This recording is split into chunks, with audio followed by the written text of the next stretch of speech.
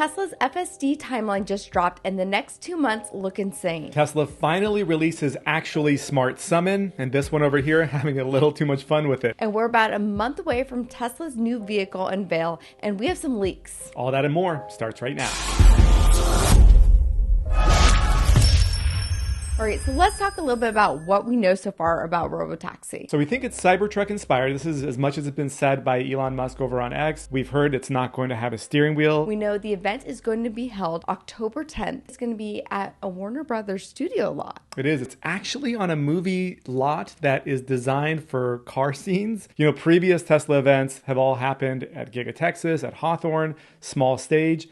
This is a large venue, 110 acres. So if you're tuned in Europe, the size of Vatican City outside of Rome, spatial area we're talking about being used for this demo. So I think attendees will be able to go, and then they'll use the mobile app. They'll be able to hail like a cyber cab or Robotaxi, whatever we want to call it, and it will come pick them up and drive them around this lot. I think that's going to be really cool to see that. Yeah, and this lot is, of course, it's a film studio by Warner Brothers, which is already cool just to be able to attend and be on this venue. But this is something that they have roadways that are designed for movie scenes in general. So that's why I think it makes it a lot safer go for Tesla without having to get regulations, road closures, where all of that is their own property for Warner Brothers. So Robotaxi will exist when full self-driving is actually full self-driving. Absolutely, agreed. And you know, Tesla actually just laid out their plans and their timeline for short term here for FSD for September and October, and then all the way up to Q1 of 2025. They went on over to X. This is their AI team. Caved in and gave some details about what to expect, because I think a lot of people here have been asking, hey, when is this coming? Elon typically says in 3 years, no steering wheel, in 5 years this, in 7 years that, pending regulatory approval. But how about near term? And I think this one here, what they just laid out, probably is the most accurate you'll get because it is just a few months out. So let's start with September. We're in September right now. What are we going to be seeing? Yeah, so 12.5.2 rolls out here. That's supposed to give you 3 times the improvement from intervention purposes and actually smart summon. Ass. We're all going to get some ass. Yes, well, hopefully. But only if you have full self-driving right now. It will go to enhanced autopilot, but right now it's going to be full self-driving. You're going to have hardware 4 is who's getting it right now, and then hardware 3 will eventually get it, hopefully this week. Yeah, because I was under the impression that Summon was kind of for ultrasonic sensors so far, as far as previous versions of Summon, which they're now calling dumb Summon, which we have on our ultrasonic Model 3. But now Tesla saying this actually smart summon goes all vision. It's going to be a lot more human-like, and it's not just kind of pulling in and out of spots, but it's going to roll out to the masses beginning this week in kind of small increments, and then be able to do far more intricate maneuvers and human-like driving out of spots, going around traffic in busy shopping centers and locating you versus just press a button, hold it, and then let go and it'll stop. Right. So we made a video kind of with, I guess, dumb summon Yeah. a few years ago, and it was able to do a lot of this stuff. So I guess that this will just actually be better. I think the verbiage changes a little bit, exactly, because I think it's a lot like the previous one, just more human-like, basically a little more engaging and human-like in its behavior. I'm excited to try this out. We'll definitely be making a video kind of comparing this to our other summon that we've had and tested out for you guys so you can see what to expect with it. Also, September, we're going to get the vision monitoring with sunglasses. Yes, this is a lot of what people were concerned about initially when we reported that if you had sunglasses on, FSD wasn't going to work until you took them off. It could track your eyes.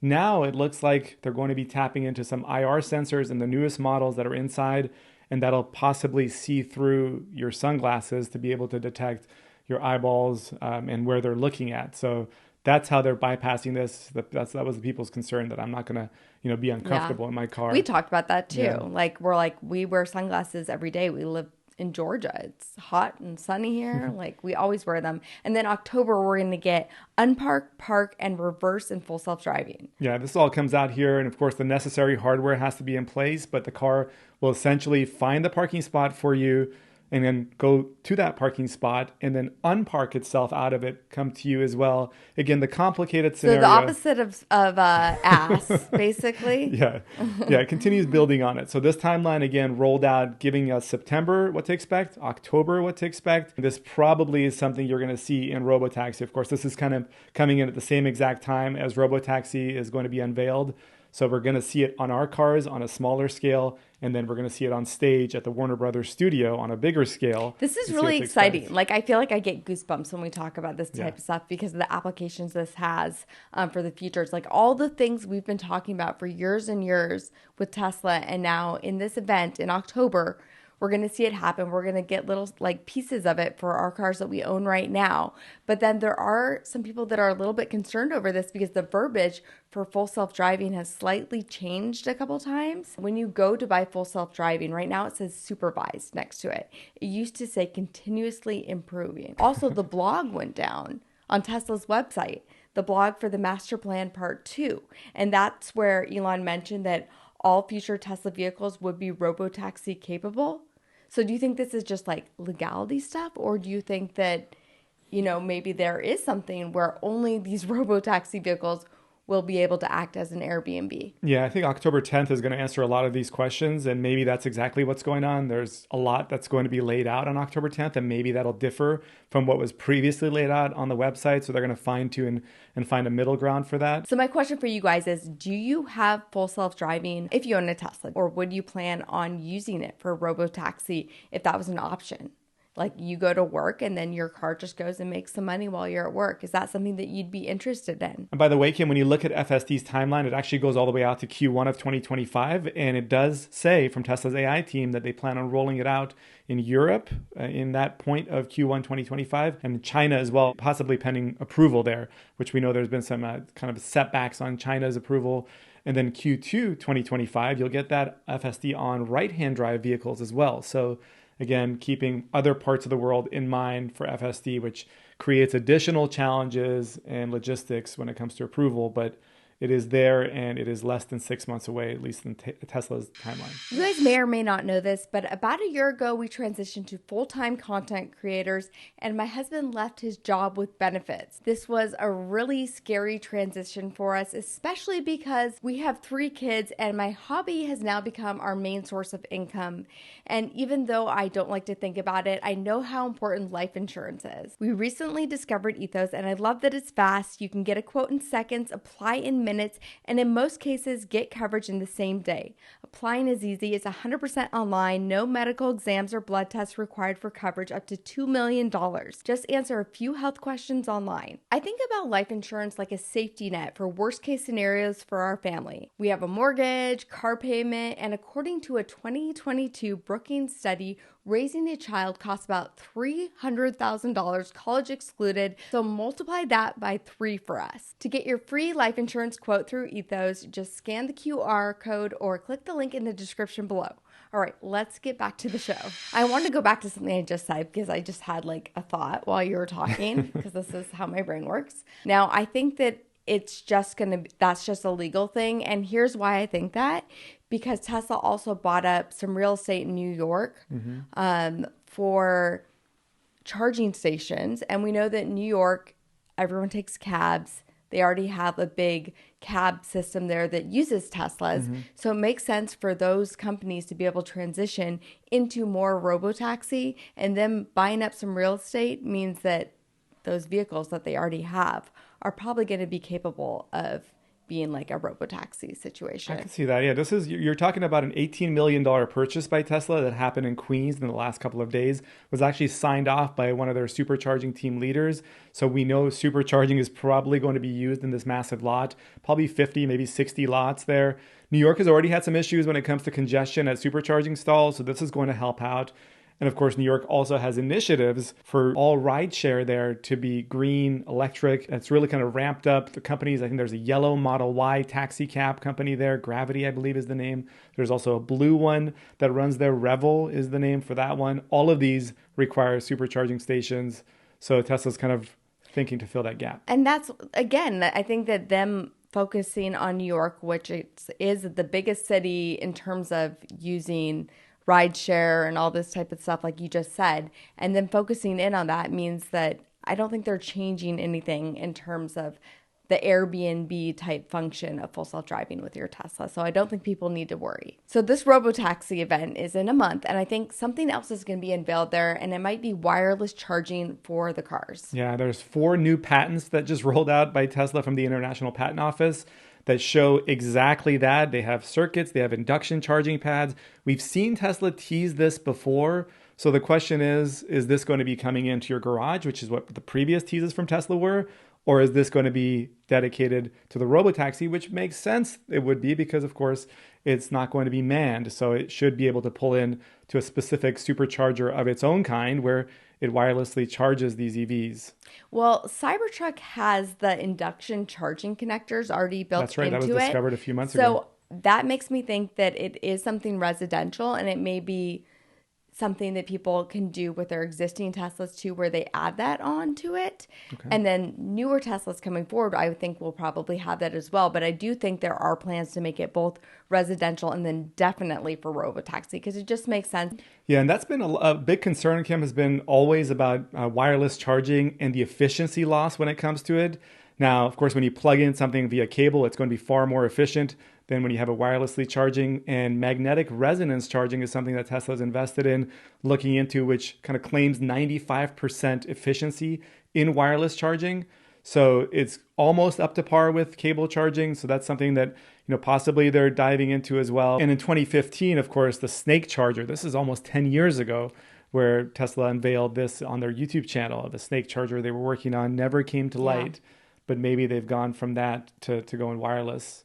I feel like the wireless just seems a lot easier option for them to do. Now, I feel like there is going to be some hesitance for the residential side. I feel like there's going to be a fair amount of people that might be a little bit concerned about having this giant wireless charger in their houses. Yeah, I could see that. I mean, the fear is around EVs still with a lot of people who are not in the EV world. That this could be another maybe unfounded EV concern is, hey, having a giant pad in your fires, garage. Yeah. My kids there, the, radiation, which I've gone a little bit overboard on, but, there's still so much concern that's out there and a lot of FUD out there. So I think that I can see having this giant wireless charging pad in your garage or driveway, a lot of people being concerned about that. What do you guys think? Is that something you would be interested in? I'd also love if you could put your electric bike on top of it and use it for other things, or the little kids, Teslas, put them on there, have them charge all that. Yeah, I'd have to imagine that has to be hardware built into I'm sure these it will devices. be, but these are just future suggestions. I want to switch it up here a little bit because BMW is kind of doing something that seems a little bit strange.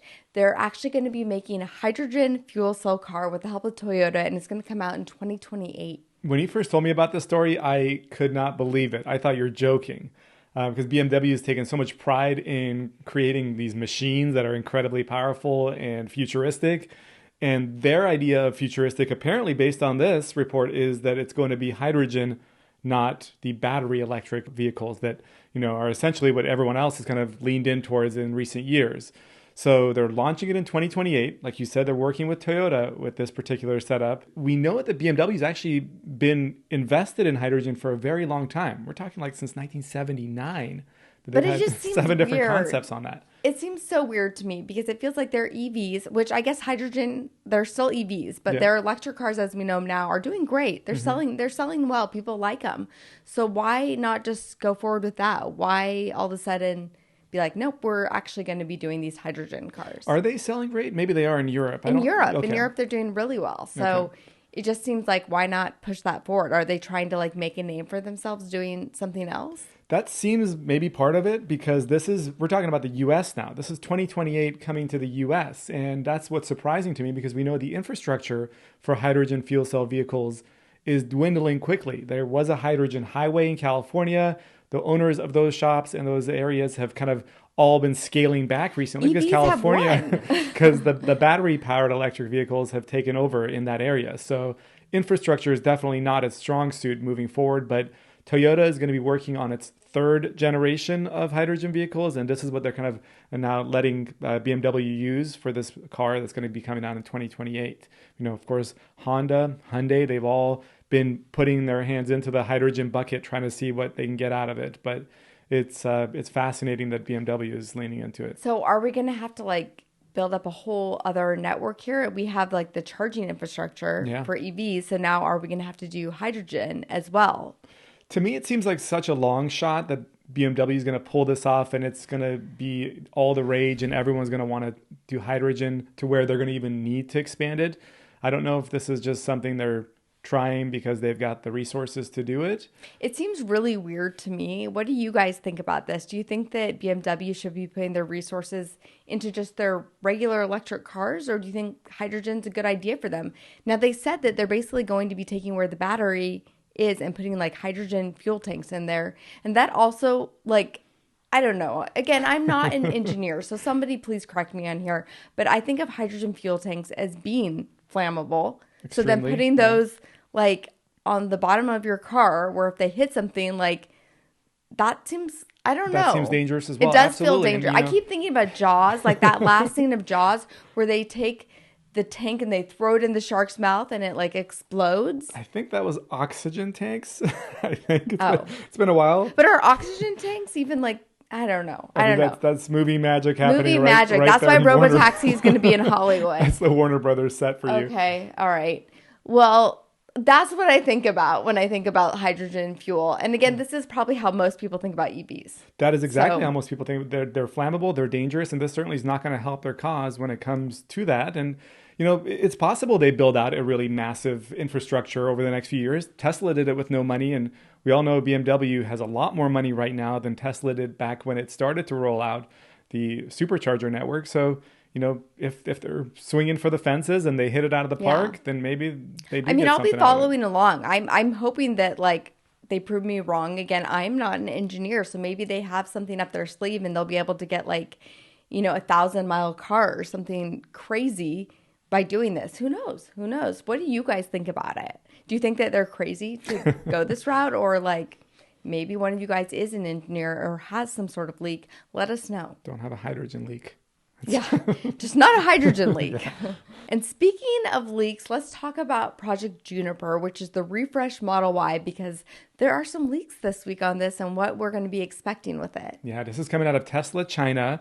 Viewer of this channel, Chris Zhang, who has actually previously leaked Tesla news from China and has proven to be accurate. The post, by the way, was in Mandarin. It was translated to English.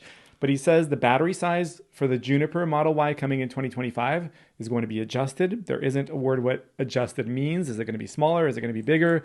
Probably bigger, right? Yeah. But we know with the refresh Model 3, it was able to give it about a 10% boost in range. So that could be motor efficiency as well. We also know there's going to be a new seat design for the Model Y, namely in the 7-seat configuration as well. This was kind of confusing for me because they talked about 7 seats coming to China, but not necessarily the US. The US would have the 5-seat configuration. Does that mean that the US won't be getting a new 7-seat configuration? That's not how I read it or understood it. But again, it's being translated, Google Translate out of Mandarin into English. But what I got out of it is that the US model is going to get their 7-seat option on the Juniper in Q4 of 2025. So, and that's not surprising to me. We've seen Tesla release seat colors that are like the black ones initially, and then later on make the whites available, or same thing when it comes to seat numbers, first having 5-seaters before 7s were available on the X. So these are things that I can see Tesla doing again, where it pushes the 7-seater back, but maybe you're right. Maybe Tesla's just moving away from the 7 seats. I hope not. Because I feel like a lot of people that want that 7-seat that maybe can't quite swing a Model X go for the Model Y. Mm-hmm. And then if they are doing some sort of changes with that, maybe they're somehow going to be able to give people more legroom back there. Because that's a big complaint about the 7-seat Model Y is it's really just an adult can't fit back there. My curiosity is piqued here with, is it going to look just like the refresh Model 3, just bigger? Because the first time we saw the Model Y at the Unveil event a few years back, it was like, hold on, are we looking at the Model 3? I'm hoping this looks at least slightly different. And if it does, then maybe that allows them to create more room there in the back if the shape of it changes. Because we all know the 7-seat Model Y is tiny. I wouldn't get your hopes up for that. I think it's going to be a lot of the same things we saw with Project Highland or the refresh Model 3 with the ambient lighting, a lot of those same features, little more miles, and then somehow just rearranging seats a little bit in there. But I don't think we're going to get a huge body change. Maybe slightly, maybe a little bit more room back there, but I wouldn't expect something huge. Yeah, so we know Q4 of 2025 is when that's coming. They also say somewhere around Q3, right around the middle portion of 2025 is when the performance Juniper comes out. So again, 5-seater non-performance comes first, performance in the middle, 7-seater with a new design possibly to the 7-seat coming at the end of next year. And so these leaks, where exactly are they coming from again? So we don't know what Chris has access to in China. He has a following. We don't know. He probably is not a Tesla employee, but he clearly knows someone within Tesla because previous Tesla news from China officially has come from him and has validated as well. So I know with employees now, they're actually starting to put little watermarks on there with the VIN numbers because of all these leaks coming out. And obviously they don't want to get too much information out there because then you risk having the Osborne effect with the Model Y. So it does make me wonder how much is true, how much isn't true. But again, previously what he said has been true. So we'll just go off of that. What do you guys think about all this? And talking about some of the updates we're going to be getting. This one is not FSD related, but the frunk is going to be able to get a new automatic opening. Yeah, so back in spring, you might remember that Tesla had the update that came to the cars that allowed the rear trunk to open up. When you go back there with your phone, stand behind it for a couple of seconds, it chimes, it pops open, so it's a hands-free open. That was only available for the refresh Model SX and the refresh Model 3. This go around, same thing. You have to have an ultra-band wide chip that's in these new vehicles. Cybertruck has it. It did not get the rear trunk that I guess would be the back hatch that would drop down for you when you go back behind it. But now the front trunk is going to be an option where it pops open for you. Cybertruck will get it as well. Again, it has that ultra-band chip. But this is something we expect with 24.32.3. And legacy Teslas, unfortunately, that don't have that hardware, the ultra-wideband chip, are not going to be able to have this hands-free opening, which essentially triangulates your phone, knows the precise location of it. And you need an iPhone 11 or newer. Yeah, it's not an Android setup device. So right now it's not. They're saying with Android, you'll get an update here in the coming months to be able to have hands-free open.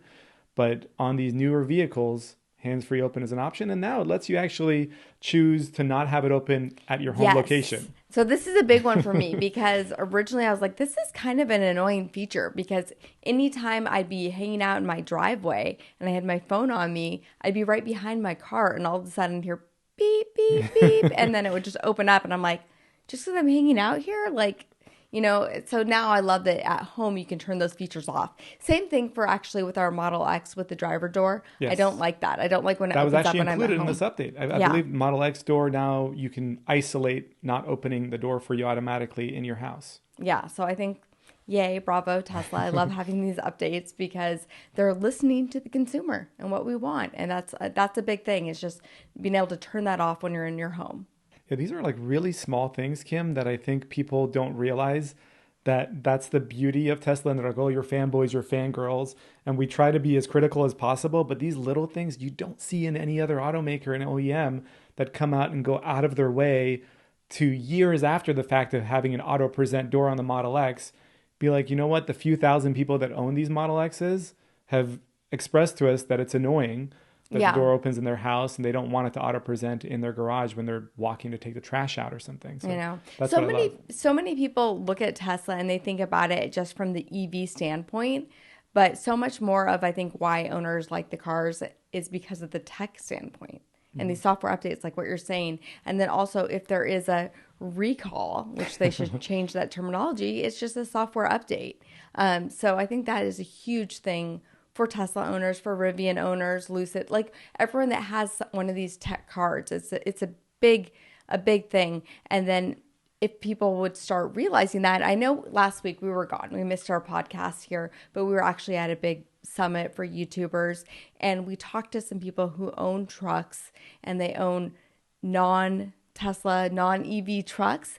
And they talked about that. And we're like, why is it that there's this huge divide of people? Is it that they hate EV owners? Do they not like EVs? Remember what they said? They said it was regulation feeling like for them, it was forcing them to have to give up their cars at some point in the coming few years, where they made a comparison to like if you pay off your mortgage after 30 years and they're like, well, you can't stay in that house after 30 years, but it's yours. And they felt like these EV regulations or that are not going to allow gas cars to be built are essentially pushing them out of their gas cars after they pay for it. And we try to express to them that it's not necessarily what the regulations say. They're just like, you can't build new ones. It's not like we're taking away your existing ones. But again, those kind of little fine prints are left out when people hear about EVs and what it might mean. I thought that was to them. fascinating. Yeah. When I heard that perspective, I sort of got it. I was like, now I see why people might be against EVs when that's how they feel. If it's taking their property and saying you can't have it anymore and devaluating it, I can imagine that would be tough. So I want to end on a lighter note, maybe not a low-calorie note, but we do have a pizzeria that's operating out of a Cybertruck. Yes, this is a really interesting story to me. This is out of northern New Jersey. There is a pizza shop that has purchased 2 Cybertrucks. They purchased it last winter. They've outfitted with custom-made 2-tier oven racks in the bed of the Cybertruck. They're able to cook it powered by the truck's outlets in the bed at 600 degrees within 2 minutes, thin crust pizzas. They're handmade. They're never frozen, they say. And they've been selling them like hotcakes here. The pizza's coming out of their truck bed that people are chasing down. So it's essentially like a food truck, but it's a Cybertruck food truck. And I hope they have gluten-free. Yeah, they've got double roasters in the back, not roadsters. They've got roasters in the back that are able to kind of go through a conveyor belt, come out the other side at 600 degrees. Literally takes 2 minutes for this to go in fresh to coming out to a crispy pizza on the other side. They're saying that it actually can run for about 8 hours, these double roaster ovens, 8 consecutive hours, and then still give you about 50 miles of range for the pizza shop to make it back home or wherever they need to go to charge back up. I think this is so fun. I feel like we're going to start seeing a lot more of these. Also, we have a trip going to New York in a couple of months here. We're definitely going to have to go there. I hope they have gluten-free, like I said, but maybe we should do a meetup there, like for a New York audience. Let us know if you guys would be down for a Cybertruck pizza meetup in New York. Let us know in the comments below. Maybe we can put something together. I like that. All right. If you think we should do this meetup, maybe we'll put it on our Patreon and the members will see where the location is and they can be part of this community. We can get it going. Yeah. Make sure you check it out. We'll link it down in the description below and you get exclusive access to this podcast, never before seen footage, one-on-one Q&As with Kim and I, which we're doing one here soon with one of our viewers. All of that and more, we'll link it down in the description. And thank you guys for coming along. We'll catch you next week. Or this week, because we might be doing a 2-for-1 this week, actually. There's been so much good news this week that I feel like we could have another podcast. Double dip this week. Yes, get some ass. You promise? More on that. More on that at the end of the week. No.